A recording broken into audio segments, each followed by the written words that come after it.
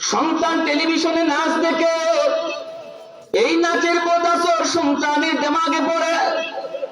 সন্তান ছিল মঈনুদ্দিন চিশতি, আব্দুল কাদের জিলানী। আমি বাবা নষ্ট করতেছি, আমি মা তার নষ্ট করতেছি। ঘরে তার পর্দার পরিবেশ নাই, কোরআন তেলাওয়াতের পরিবেশ নাই। এই অবস্থায় সন্তানের দিল দিমাগের ভিতরে গুনার আসর, বদ কাজের আসর সন্তানের দিল দিমাগের ভিতরে যে পড়লো। এই সন্তানের বুজুর্গি নষ্ট করলো মা, এই সন্তানের বুজুর্গি নষ্ট করলো বাবা।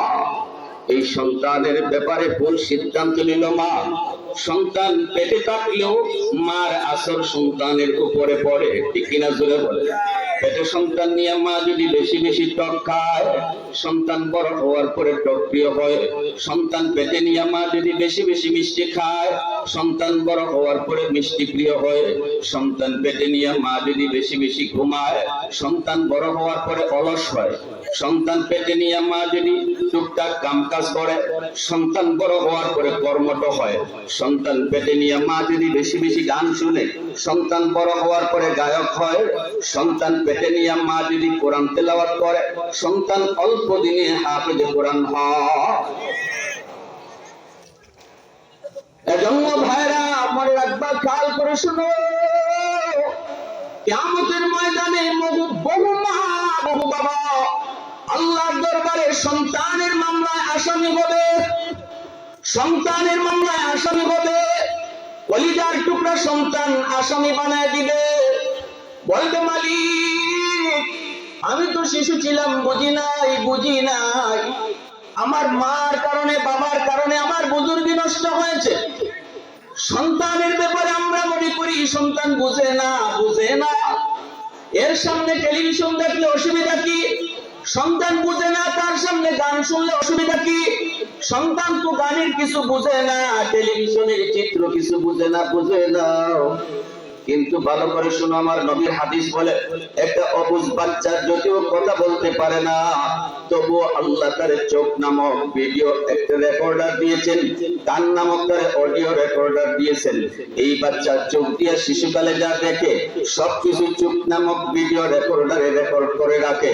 কান নামক অডিও রেকর্ডে যা কিছু শুনে সব কানের মধ্যে রেকর্ড করে রাখে।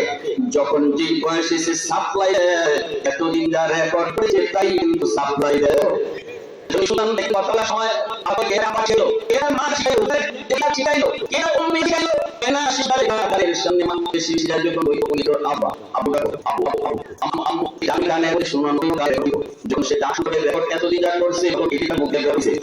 আরে না দেখো না, তারপর আমার সন্তানের তুমি কি রেকর্ড করবো সিদ্ধান্ত নিবে মা। আমার সন্তানের চোখে আমি কি রেকর্ড দেখাবো এটাও সিদ্ধান্ত নিবে মা, সিদ্ধান্ত নিবে বাবা। আমি গান রেকর্ড করাই না বলে পরে গান গাইবে, আমি যখন তেলাওয়াত রেকর্ড করাই তা বলে কোরআন তেলাওয়াত ঠিক আছে।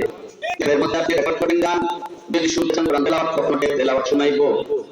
হ্যাঁ, আপনি রেকর্ড করছেন গান কিন্তু টেপরে বলতেছেন, টেপরে তুই গান বাজবি না, এখানে অনেক হুজুর জমা, একটু দয়া করে তুই কোরআন তেলাওয়াত বাজো। টেপ আপনার কথা শুনে টেপ বলে তো তার কথা শিখছে, তুই আমার মধ্যে রেকর্ড করছো গান শুনতে চাও, কোরআন তেলাওয়াত তেলাওয়াত আসবে না। রেকর্ড করার সময় ভুল করছো, ঠিক আছে, রেকর্ড করার সময় ভুল করছো, যদি তেলাওয়াত রেকর্ড করা এখন তেলাওয়াত আসা। আপনি যদি কেউ মধ্যে তেলাওয়াত রেকর্ড করেন, সিনেমালে ভিতরে নিয়ে বললে আপনি টেপ বাজান, কোরআন তেলাওয়াত কি হবে? কারণ সে বলবে রেকর্ডটা করে কি বাজবে? যে জায়গায় সন্তান হিদায়াত পড়তে পারে শিশুকালে ঢাকা ইউনিভার্সিটি বাংলা বিভাগ নাস্তিকদের বীর, এই নাটক দেখে আপনার সন্তানের পরিবারে কোরআন তেলাওয়াত পাবে, ঠিক কি না জোরে বলে? ওই পরিবেশও তার কোনো ক্ষতি করতে পারবে না। রেকর্ড যদি কোরআন তেলাওয়াত করেন পরিবেশেও তার তেলাওয়াত কখনো বন্ধ হয় না। এজন্য বলছি রেকর্ডটা করার সময় সিদ্ধান্ত নিতে হবে, আমার সন্তানের কলিজায় কি রেকর্ড করব, আমার সন্তানের চোখে আমি কি রেকর্ড করব, এই সিদ্ধান্ত মা বাবা সঠিকভাবে নেওয়া লাগবে।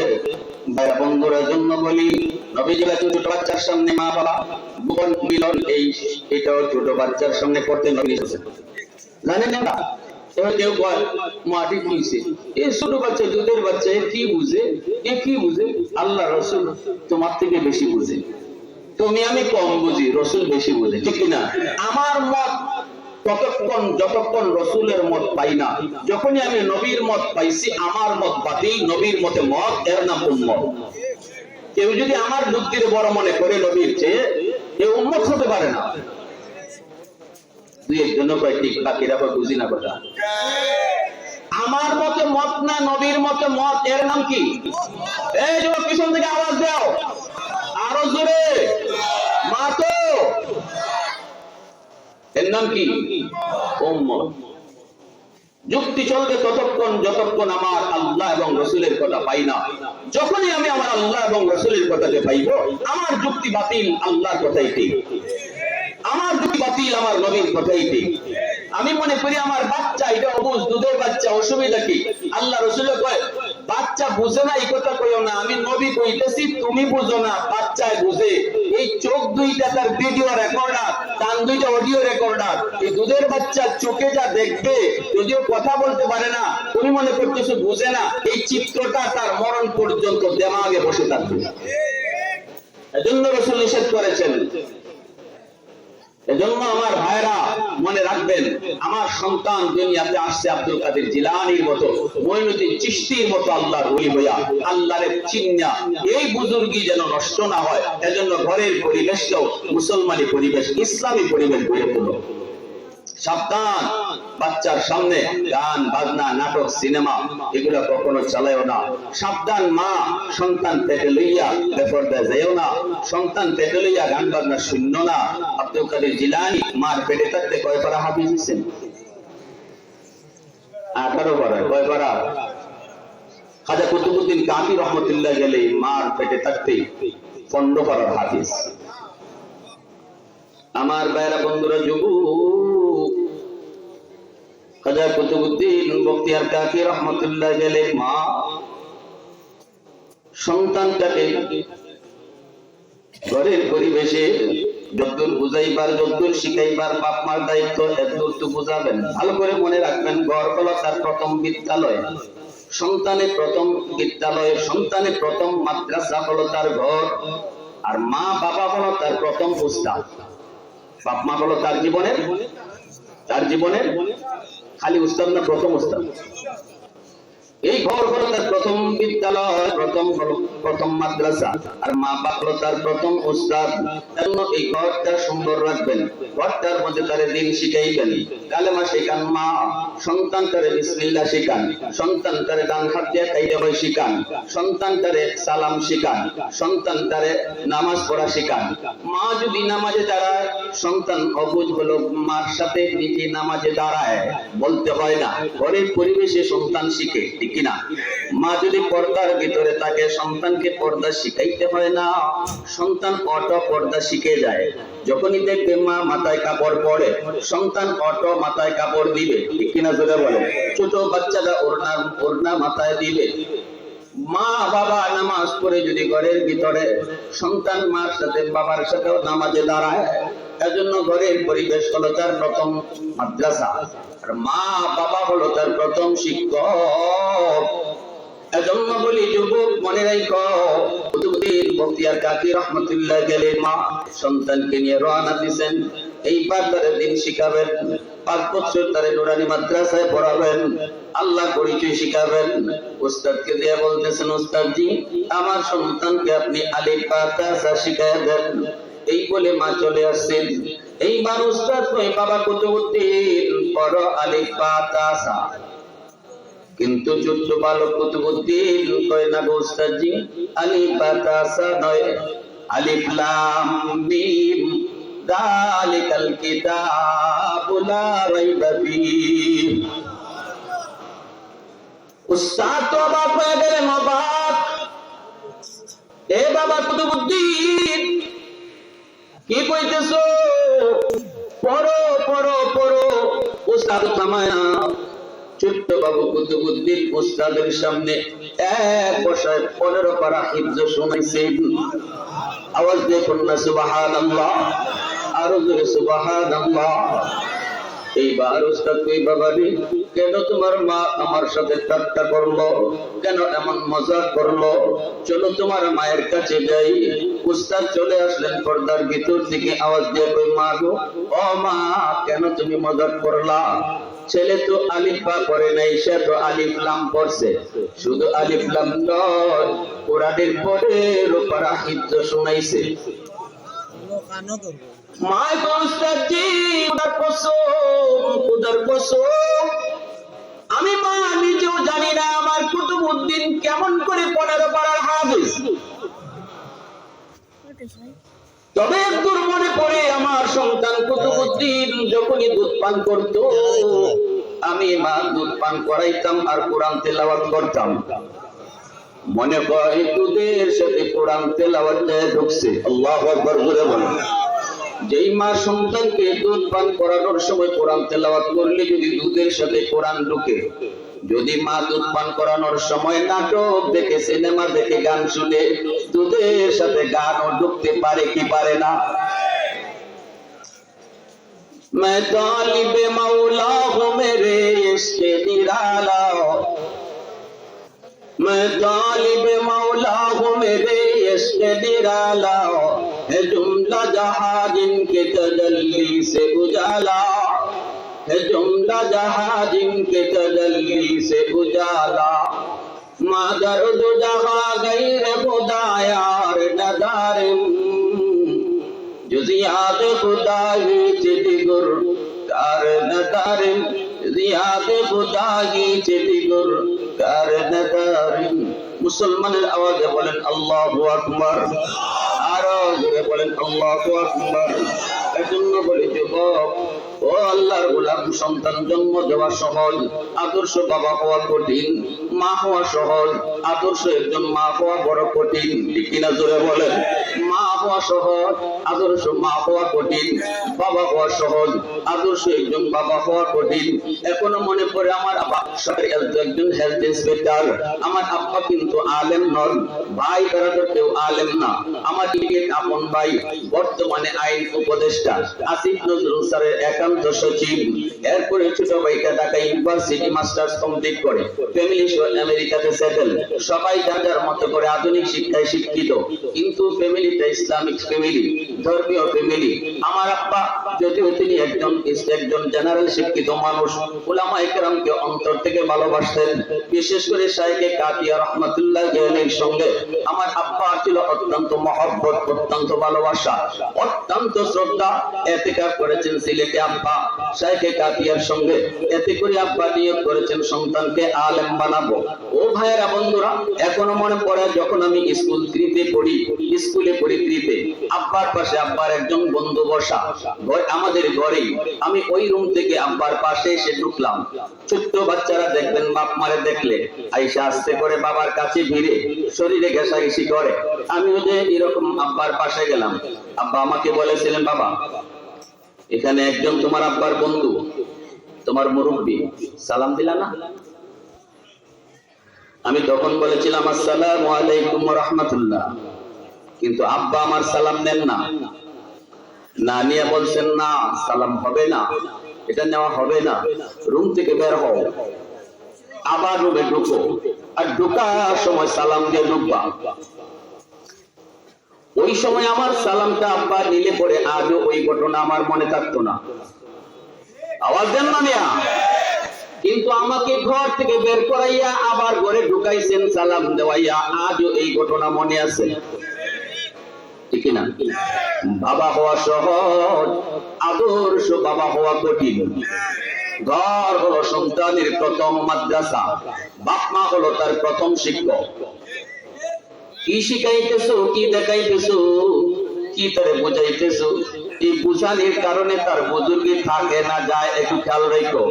যদি আমি আমার সিদ্ধান্ত সঠিক নেই, যুবক, আমার সন্তান আব্দুল কাদের জিলানীর মতো যেমন হইয়া আইছে, কবরেও যাইবে এরকম জিলানী হইয়া।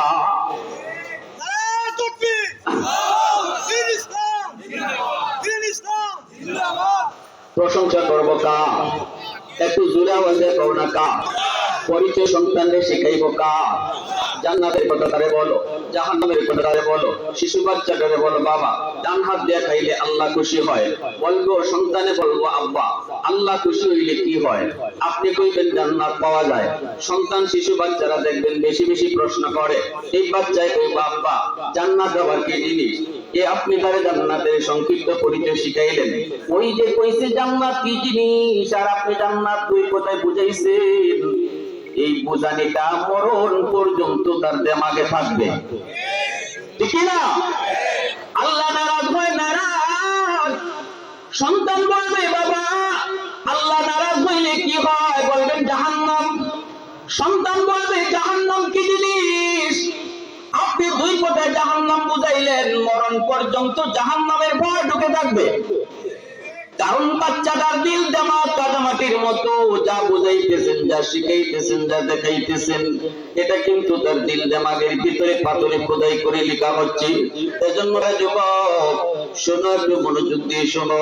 সন্তানকে যদি আপনি ডাক্তার ইঞ্জিনিয়ার বানান, আর যদি আলেম বানান, তারে যদি হাফেজে কোরআন বানান, তাহলে তো নূরুন আলা নূর, তাহলে তো নূরুন আলা নূর।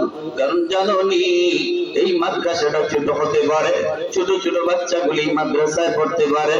একজন হাফেজে কোরআন সে অল্প বয়সের হতে পারে, কিন্তু এই ছোট্ট হাফেজের উসিলায়, এই ছোট ছোট বাচ্চাগুলার উসিলায় আল্লাহ পাক এই জমিন কিন্তু টিকায় রাখছে। জমিনে এখনো আল্লাহর পরিচয় হয়, আল্লাহর নামের আওয়াজ হয়। এখনো জমিনে কোরআনের শিক্ষা চালু আছে, এখনো জমিনের মধ্যে মানুষ আল্লাহকে চিনে একমাত্র মাদ্রাসার উসিলায়। এখনো কোরআনের শিক্ষা আছে বিদায় মানুষ আল্লাহকে এখনো চিনে, ঠিক কিনা? জোরে বলেন, আরো জোরে বলেন, ঠিক কিনা? কিন্তু যদি মাদ্রাসা বন্ধ হয়ে যায়, আমার সন্তানকে যদি আমি হাফেজ বানানোর কথা ভুলে যাই, আলেম বানানোর কথা ভুলে যাই, এক সময় মাদ্রাসা আস্তে আস্তে বন্ধ হয়ে যাবে। মানুষ আল্লাহকে চিনবে না, যুবকগুলি আল্লাহর পরিচয় জানবে না, যুবকগুলি পথভ্রষ্ট হয়ে যাবে। এখন ওই যুবক যার কলিজার মধ্যে আল্লাহর ভয় আছে রে যুবক, ওই যুবক এখনো আল্লাহকে ভয় করে। শুধুমাত্র মাদ্রাসা আছে বিদায়, আলেম উলামাদের হরকত আর মেহনত আছে বিদায়। হাদিসে কুদসি আল্লাহ পাক বলে জানোনি, আলা কুল্লি ইয়াউমিন ওয়াল আরদা ইস্তাজিলু রাব্বাহু ওয়াল বাহরা ইস্তাজিলু রাব্বাহু ওয়াল মালাইকাতু ইস্তাজিলু রাব্বাহু। এই জমিনের ভিতরে যেই পরিমাণ গুনাহ হয়, যেই পরিমাণ জুলুম হয়, যেই পরিমাণ নাফরমানি হয়, আল্লাহ পাক বলেন জানোনি প্রতিদিন জমিন আমি আল্লাহর কাছে আবদার করে, ও মালিক অনুমতি দাও, অনুমতি দাও।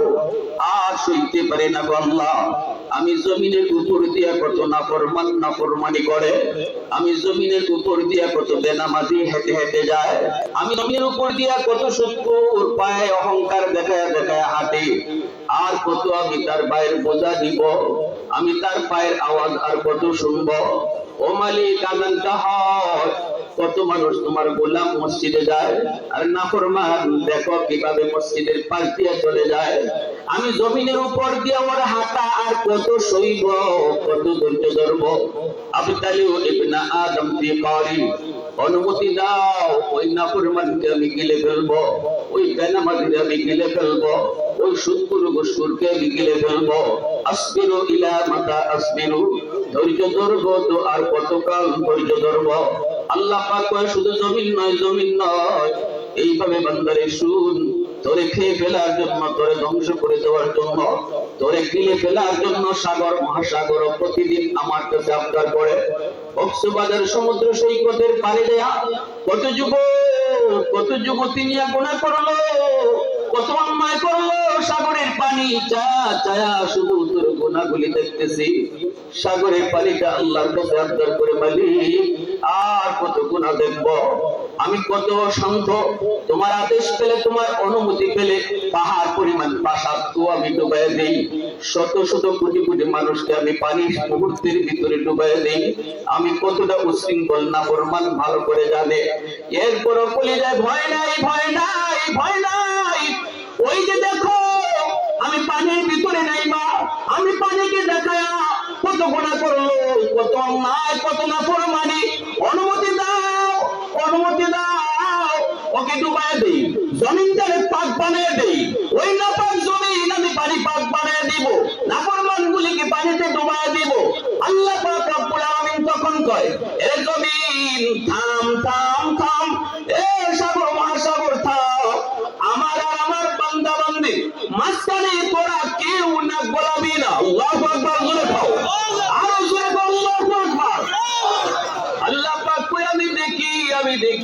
দেখি এই জমিনের ভিতরে কত নাফরমানি হয়, কত গুনাহ হয়, সব আমি আল্লাহ দেখি। তোরা যেমন দেখো আমি আল্লাহ দেখি। এরপর আমি কেন নগদ ধরি না জানি? কারণ এই মানুষকে আমি আল্লাহ বড় আদর করে বানাইছি। আল্লাহ পাক রব্বুল আলামিন এর জমিন আমি আল্লাহ দেখতেছি। এই জমিনের ভিতরে কত গুনাহ হয়, কত অন্যায় হয়, কত জুলুম হয়, আমার নবীর নায়েবে রাসূলদের সাথে কত অন্যায় আচরণ হয়, সব কিছু আমি আল্লাহ দেখি। এরপর ওর কেন নগদ ধরি না জানি? কারণ এই মানুষকে আমি বড় আদর করে বানাইছি। আসমান বানাইতো আল্লাহ নিজের হাত লাগাই দেয়, জমিন বানাইতো আল্লাহ তার হাত লাগাই দেয়, ফেরেশতা বানাইতো আল্লাহ তার নিজের হাত লাগাই দেয়, জান্নাত জাহান্নাম বানাইতো আল্লাহ নিজের হাত লাগায় নাই, শুধু বলছে হও হয়ে গেছে। জমিন বানাইতে আল্লাহ বলছে হও হয়ে গেছে, আসমান বানাইতে আল্লাহ বলছে হও হয়ে গেছে। কিন্তু তোমারে আমারে আল্লাহ বানাইতে আল্লাহ পাক আদেশ দেয় না। আল্লাহ কয় যুবকের বান্দা, তোরে যখন আমি বানাবো খালাকতু বিয়াদাইয়া, আমার হাত লাগায়া বানাইছি। তোরে যখন আমি বানাইছি আমার হাত লাগায় বানাইছি। এই হাত আমি সব জায়গায় লাগাইছি না, কিন্তু তোরে বানাইতে আমার হাত লাগাইছি। কারণ চেহারার মধ্যে এত দামি কপাল, এই কপালটা আমি বানাইছি আমার সেজদার জন্য। যেই কপাল আমার সেজদার জন্য, এই কপাল ফেরেশতাদের হাতে বানাইলে হয় না, এই কপাল আদেশ দিয়ে বানাইলে হয় না। আমি আমার কুদরতি হাত লাগাইয়া করে বানাইছি। এজন্য আল্লাহ কই এর জমিন শুন শুন, এখনো আমি এই মানুষকে ধরবো না, নগদ ধরবো না। কারণ হলো জমিনে এখনো কোরআনের শিক্ষা চালু আছে, এখনো সন্তানকে হাফেজ বানায়, আলেম বানায়, এখনো জমিনের মধ্যে আমি আল্লাহর নাম উচ্চারণ হয়, এখনো যুবকের বলি যায় আমি আল্লাহর ভয়। আল্লাহ কই জানি চার দল যতদিন পর্যন্ত জমিনে থাকবে ততদিন আমি আল্লাহ জমিন ঠিক। সন্তান টেলিভিশনে নাচ দেখে, এই নাচের বদাসর সন্তানের দিমাগে পড়ে। সন্তান ছিল মঈনুদ্দিন চিশতি, আব্দুল কাদের জিলানী। আমি বাবা নষ্ট করতেছি, আমি মা তার নষ্ট করতেছি, ঘরে তার পর্দার পরিবেশ নাই, কোরআন তেলাওয়াতের পরিবেশ নাই। এই অবস্থায় সন্তানের দিল দিমাগের ভিতরে গুনার আসর, বদকাজের আসর সন্তানের দিল দিমাগের ভিতরে যায় পড়লো। এই সন্তানের বুজুর্গি নষ্ট করলো মা, এই সন্তানের বুজুর্গি নষ্ট করলো বাবা। এই সন্তানের ব্যাপারে ভুল সিদ্ধান্ত নিল মা। সন্তান পেটে থাকলেও মার আসর সন্তানের উপরে পড়ে, ঠিক কিনা জোরে বলে। পেটে সন্তান নিয়ে মা যদি বেশি বেশি টক খায়, সন্তান বড় হওয়ার পরে টক প্রিয় হয়। সন্তান পেটে নিয়ে মা যদি বেশি বেশি মিষ্টি খায়, সন্তান বড় হওয়ার পরে মিষ্টি প্রিয় হয়। সন্তান পেটে নিয়ে মা যদি বেশি বেশি ঘুমায়, সন্তান বড় হওয়ার পরে অলস হয়। সন্তান পেটে নিয়ে মা যদি